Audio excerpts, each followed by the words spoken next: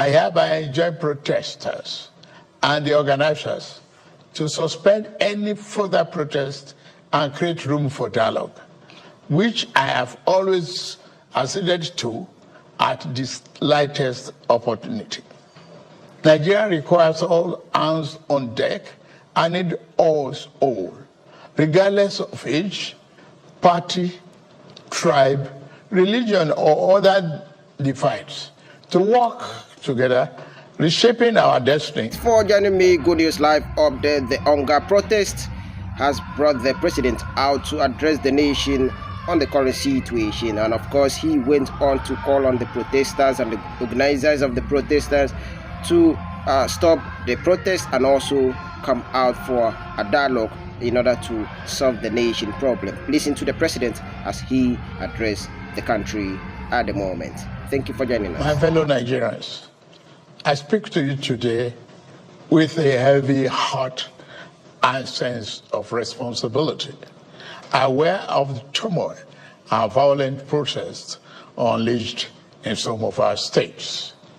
Notably, among the protesters were young Nigerians who desired a better and more progressive country where their dreams, hope, and personal aspiration will be fulfilled. I am especially pained by the loss of lives in Borno, Jigawa, Kano, Kaduna, and other states, the destruction of facilities in some states, and the wanton looting of supermarkets and shops, contrary to the promise of protest organizers that the protest will be peaceful across the country. The destruction of properties set us back as a nation, as scarce resources will be again used to restore them. I commiserate with the families and relations of those who have died in the protest. We must stop further bloodshed, violence, and destruction. As the president of this country, I must ensure public order in line with the constitutional oath to protect the lives and property of every citizen. Our government will not stand idly by and allow a few with a clear political agenda to tear this nation apart.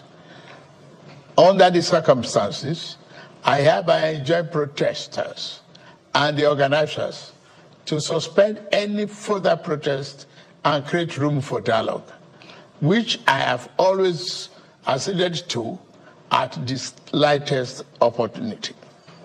Nigeria requires all hands on deck and need us all, regardless of age, party, tribe, religion, or other divides, to work together, reshaping our destiny as a nation.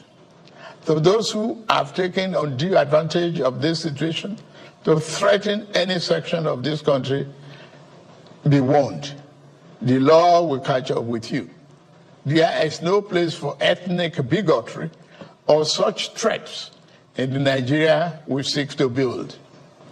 Our democracy progresses when the constitutional rights of every Nigerian are respected and protected.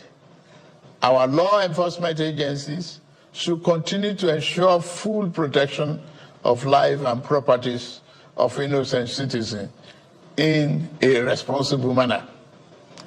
My vision for our country is one of a just and prosperous nation where each person may enjoy the peace, freedom, and meaningful livelihood that only democratic good governance can provide.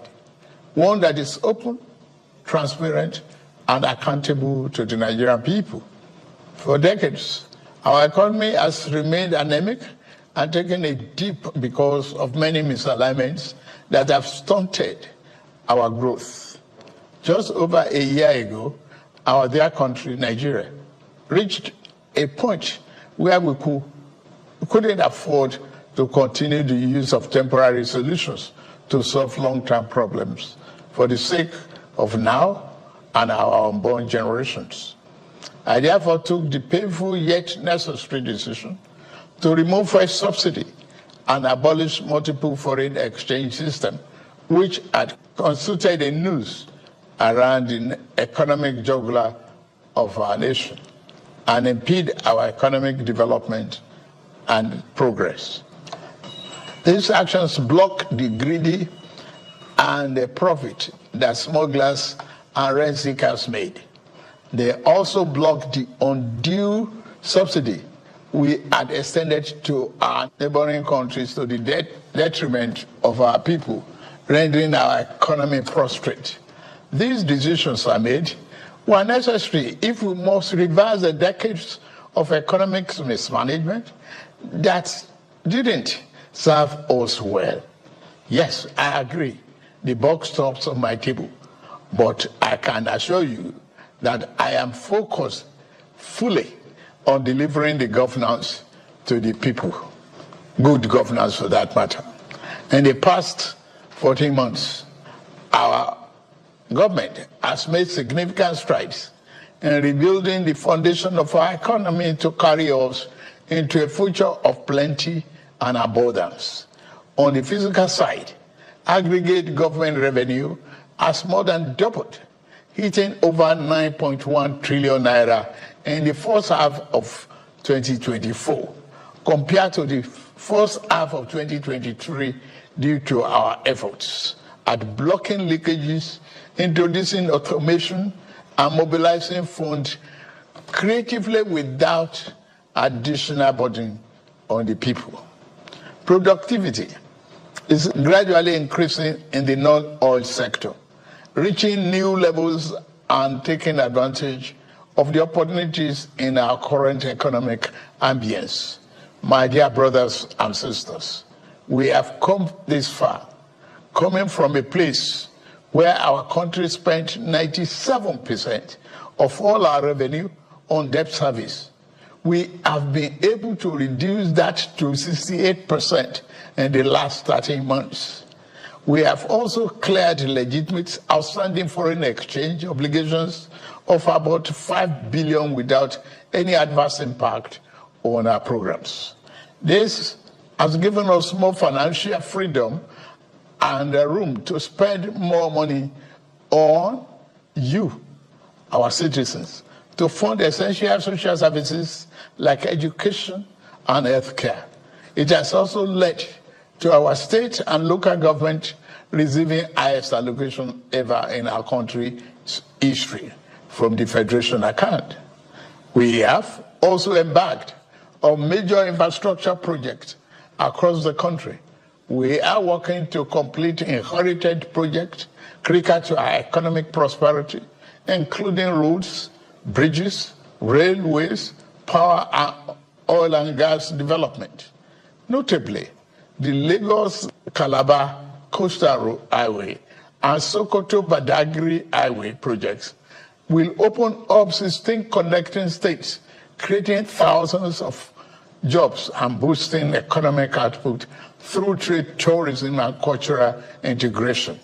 Our once declining oil and gas industry is experiencing a resurgence on the back of the reforms I announced in May 2024 to address the gaps in the Petroleum Industry Act. Last month, we increased our oil production to 1.61 million barrels per day, and our gas assets are receiving the attention they deserve. Investors are coming back, and we have already seen 2 foreign direct investments signed, over $500 million since then. Fellow Nigerians, we are a country blessed with both oil and gas resources, but we met a country that had been dependent solely on oil-based petrol, neglecting its gas resources to power the economy. We were also using our hard-earned foreign exchange to pay for and subsidize the use. To address this, we immediately launched our compressed natural gas initiative, CNG, to power our transportation economy and bring us down This will save over 2 trillion naira a month being used to import PMS and AGO and free up our resources for more investment in healthcare and education. To this end, we'll be distributing 1 million kits of extremely low or no cost to commercial vehicles that transport people and goods and who currently consume 80% of imported PMS and AGO.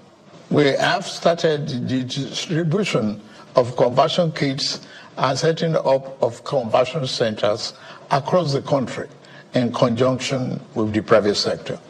We believe that this CNG initiative will reduce transportation costs by approximately 60% and help to curb inflation. Our administration has shown its commitment to the youth by setting up the student loan scheme. To date, 45.6 billion has already been processed for payment to students and their respective institutions. I encourage more of our vibrant youth population to take advantage of this opportunity. We established the Consumer Credit Corporation with over 200 billion to help Nigerians to acquire essential products without the need for immediate cash payment, making life easier for millions of households. This will consequently reduce corruption and eliminate cash and opaque transactions. This week, I ordered the release of an additional 50 billion naira, each for NEL Fund, the student loan, and Credit Corporation for the proceeds of crime recovered by the EFCC. Additionally, we have secured $620 million under the Digital and Creative Enterprises, IDIs, a program to empower our young people, creating millions of IT and technical jobs that will make them globally competitive. This program, including the 3 million technical talent scheme, unfortunately, one of digital centers was vandalized during the protests in Kano. What a shame. In addition, we have introduced the Skill Up Artisans Program, SUPER, the Nigerian Youth Academy, NIA, and the National Youth Talent Export Program, NATEP. Also, more than 570 billion has been released to the 36 states to expand livelihood support to their citizens, while 600,000 nano businesses have benefited from our nano grants. An additional 400,000 more nano businesses are expected to benefit. Furthermore, 75,000 beneficiaries have processed to receive our 1 million micro and small business single-digit interest loans starting this month. We have also built 10 MSME hubs within the past year, created 240,000 jobs through them, and 5 more hubs are in progress, which will be ready by October this year. Payments of 1 billion each also have been made to large manufacturers under our single-digit loan to boost manufacturing output and stimulate growth. I signed the national minimum wage into law last week, and the lowest earning worker will now earn at least 70,000 naira a month. 6 months ago in Kasana, Abuja, I inaugurated the first phase of our ambitious housing initiative, the Renew Hope City and Estate. This project is the first of 6 we have planned across the nation's geopolitical zones. Each of these cities will include a minimum of 1,000 housing units, with Kasana itself set to deliver 3,212 units. In addition to this city project, we are also launching the Renew Hope Estate in every state, each comprising 500 housing units. Our goal is to complete a total of 100,000 housing units over the next 3 years. This initiative is not only about providing homes, but also about creating thousands of jobs across the nation, as well as stimulating economic growth. We are providing incentives to farmers to increase food production at affordable prices. I have directed that tariffs and other import duties should be removed on rice, wheat, maize, sorghum, and drugs, and other pharmaceutical medical supplies for the next 6 months, in the first instance, to help drive down the prices.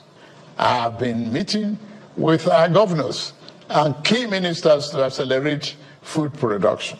We've distributed fertilizers. Our target is to cultivate more than 10 million hectares of land to grow what we eat.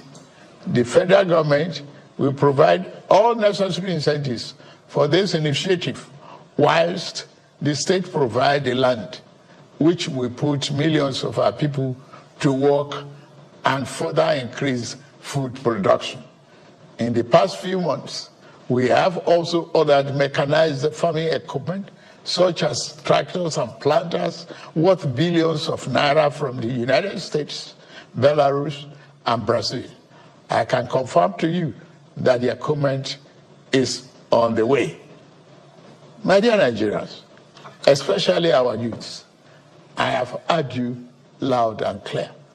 I understand the pain and the frustration that drive this protest, and I want to assure you that our government is committed to listening and addressing the concerns of our citizens.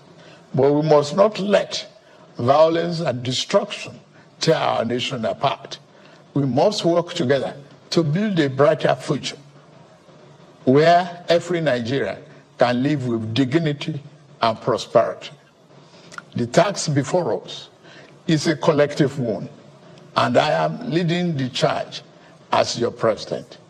A lot of work has gone into stabilizing our economy, and I must stay focused on ensuring that the benefits reached every single Nigerian as we promised. My administration is working very hard to improve and expand our national infrastructure and create more opportunities for our young people.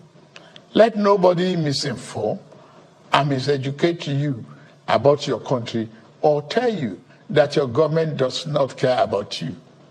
Although there have been many dashed hopes in the past, we are in a new era of renewed hope. We are working hard, and the result will soon be visible and concrete for everyone to see, feel, and enjoy. Let us work together to build a brighter future for ourselves and for generations to come.